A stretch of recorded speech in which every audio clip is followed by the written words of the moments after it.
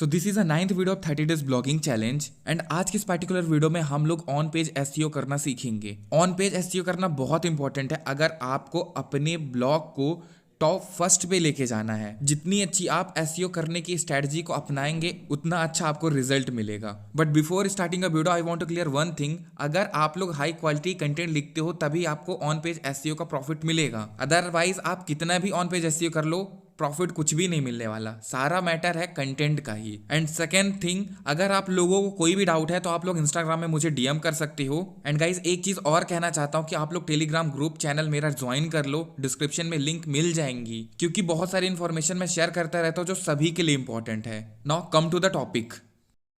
Okay, ये मेरी post कल वाली है जिसपे हम लोग कल टेबल ऑफ कंटेंट बनाना सीखे थे। इसको मैंने पूरा कंप्लीट कर लिया है with on page optimization. And आप लोग देख सकते हो मैंने हमेशा की तरह सबसे पहले अपने इंट्रोडक्शन को लिखा है, देन इसके बाद टेबल ऑफ कंटेंट बनाया है। ऑन पेज ऑप्टिमाइजेशन में टाइटल एंड डिस्क्रिप्शन सबसे ज्यादा मोस्ट है।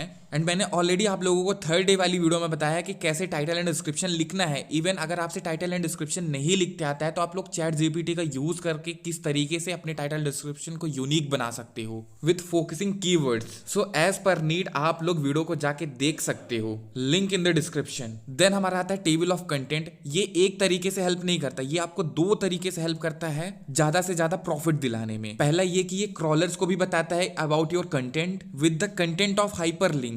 मतलब कि जब आप लोग ये टेबल ऑफ कंटेंट बनाते हो तो उस पर आप लोग हाइपर लिंक का यूज करते हो, वहां पे एक लिंक ऐड करते हो ताकि पार्टिकुलर बंदा स्क्रॉल होके उस पार्टिकुलर कंटेंट में पहुंच जाए। और एक चीज क्लियर कर रहा हूं, जब आप लोग अपनी पोस्ट को गूगल सर्च कंसोल के अंदर इंडेक्सिंग करने के लिए रिक्वेस्ट डालने जाते हो ना, उस टाइम पे आपके पूरे पेज को एनालाइज किया जाता है। एंड साथ में जो आपके पोस्ट के अंदर जितनी भी लिंक्स वगैरह है उनको भी एनालाइज किया जाता है, उनके कंटेंट को भी देखा जाता है, समझाया जाता है। एक और बड़ा रीजन कह सकते हो कि क्रॉलर्स को आपके कंटेंट के बारे में ज्यादा से ज्यादा इन्फॉर्मेशन इसी के थ्रू मिल सकती है। आई डोंट नो कि मैं आप लोगों को सही तरीके से समझा पा रहा हूँ, बट इतना अपने माइंड में रखो कि टेबल ऑफ कंटेंट अगर आप लोग यूज करोगे तो आप लोगों को डेफिनेटली प्रॉफिट मिलेगा। एंड जो लोग ब्लॉगर के अंदर ये चीज को यूज करने वाले टेबल ऑफ कंटेंट, जिन लोगों से बनाते नहीं बनता, सो मैंने कल वीडियो इसी के टॉपिक पे बनाई थी और भी एकदम आसान तरीके से आप लोग बना सकते हो, link in the description. Now internal linking. Internal linking का मतलब कि जिस पार्टिकुलर पोस्ट को आप पढ़ रहे हो, या तो यूं कहूं कि आप लोग जिस पोस्ट को लिख रहे हो उसी पोस्ट में अपने किसी दूसरी पोस्ट के लिंक ऐड करने को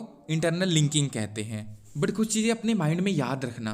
पहले ये कि जिस पोस्ट की हम लोग लिंक ऐड कर रहे हैं वो पार्टिकुलर टॉपिक से रिलेटेड ही हो, मतलब जिस जगह पे आप ऐड कर रहे हो ना उस पार्टिकुलर टॉपिक से रिलेटेड होना चाहिए। दूसरी ये कि हमको भर भर के इंटरनल लिंकिंग नहीं करनी है, सफिशिएंट करनी है। दैट मीन्स 300 से 400 कैरेक्टर्स के बीच में ही एक लिंकिंग करो। अब कुछ लोगों के माइंड में ये आया होगा कि अगर हमको पास पास में ही लिंकिंग करने की नीड पड़ी तो सो डोंट वरी, मैं आगे समझाऊंगा किस तरीके से करना है, एग्जांपल के तौर पे पूरा सब कुछ बताऊंगा। नाउ लास्ट थिंग, जो भी लिंकिंग अपन करेंगे वो टोटली एकदम जेन्युइन लगनी चाहिए। एंड फॉर एग्जांपल अगर आपकी जो पोस्ट है वो 1000 वर्ड्स में है, ऐसे कंडीशन में आप लोग 5 से 6 मैक्सिमम इंटरनल लिंकिंग कर सकते हो। यहाँ पर आप लोग देख सकते हो कि मेरा जो पहला पैराग्राफ है मैंने सिर्फ 2 ही इंटरनल लिंकिंग करी है, और मेरे को वहां पे उस जगह की एकदम जेन्युइन तरीके से नीड भी थी, क्योंकि यहाँ पर जो मेरा टॉपिक है create a blogging website, and मैंने यहाँ पे बताया कि वेबसाइट कैसे आपको बनानी है, कौन से टूल्स हैं, और मेनली जो टूल्स यूज किए जाते हैं पहला वर्डप्रेस है और दूसरा ब्लॉगर। जब कोई रीडर वर्डप्रेस पे क्लिक करेगा तो वो वर्डप्रेस वाली पोस्ट पे जाएगा जहाँ पे मैं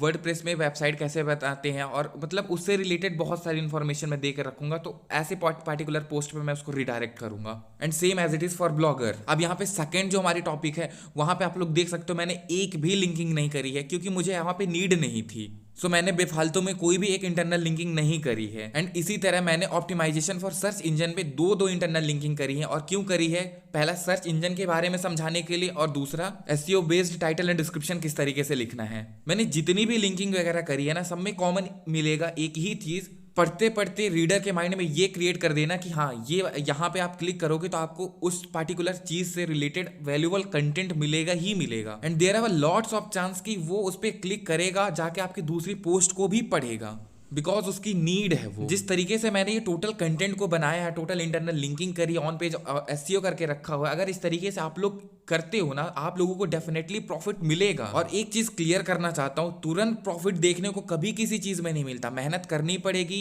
थोड़ा लॉन्ग टर्म में करनी पड़ेगी, बहुत सारे एक्सपीरियंस भी लेना पड़ेगा, तभी आपको प्रॉफिट देखने को मिलेगा। और जो ये सोचो कि इसी पर्टिकुलर वीडियो को देख के तुम लोगों का काम खत्म हो जाएगा, तो भाई नहीं होने वाला। बहुत सारा नॉलेज मैं दे रहा हूँ, चैनल को सब्सक्राइब कर लो। 30 डेज का ब्लॉगिंग चैलेंज चल रहा है। ब्लॉग वेबसाइट बनाने से लेकर मैं उस पर अर्निंग करने तक पूरा डिटेल में समझाने वाला हूँ। एंड जो आप लोग ये वीडियो देख रहे थे अभी, ये 9th डे की वीडियो है। डिस्क्रिप्शन में आप लोगों को 30 डेज ब्लॉगिंग चैलेंज की प्लेलिस्ट भी मिल जाएगी। एंड टू बी ऑनेस्ट, हर वीडियो आप लोगों के लिए इंपॉर्टेंट हो सकती है अगर आप लोग बिगिनर हो, या तो ब्लॉगिंग में करियर बनाना चाहते हो, या थोड़ा बहुत स्टार्ट कर चुके हो उस पर। अब मुझे कोई भी ज्ञान नहीं देना है, तुम लोग जाओ अपने घर, मैं भी जा रहा हूँ नेक्स्ट वीडियो बनाने। तब तक के लिए टेक केयर एंड